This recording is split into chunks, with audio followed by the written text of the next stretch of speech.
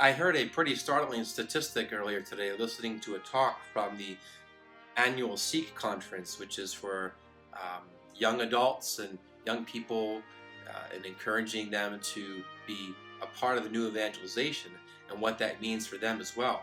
And the statistic is that 93% of Catholics by the age of 24 abandon their faith. That means of the 1+ billion Catholics that are out there, only 7% are actively living their faith. And maybe even, and probably a much smaller percentage are living that faith in a very dynamic way.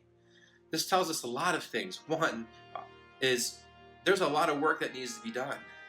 Two, it also says that the work that's being done out there, and there's a lot of good work out there, Focus Missionaries, you've got Dynamic Catholic, Real Life Catholic, you've got other groups that are doing, great things out there.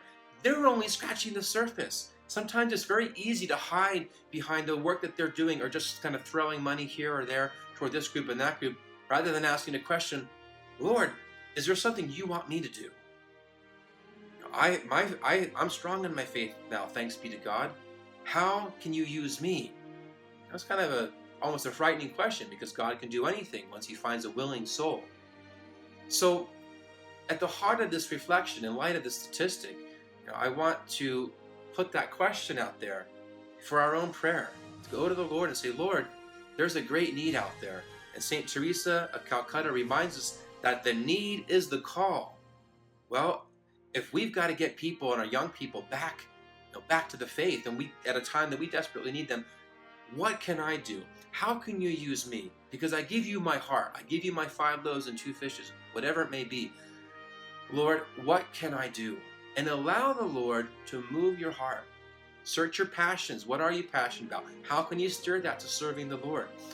What can you do in your family first and foremost so that your kids don't become one of these statistics? It's probably the greatest fear of a parent.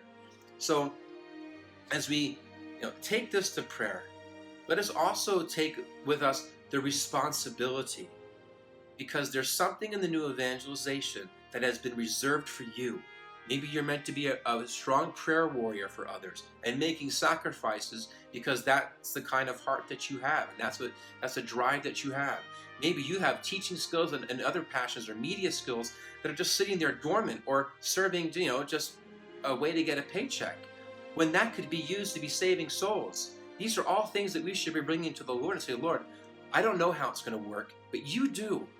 Inspire me, put the right people in my path so that I can begin to make this shift, because I want this. There's nothing more important than this.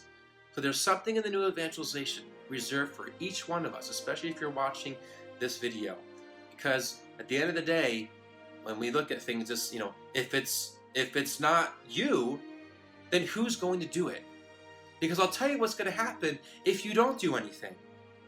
Nothing.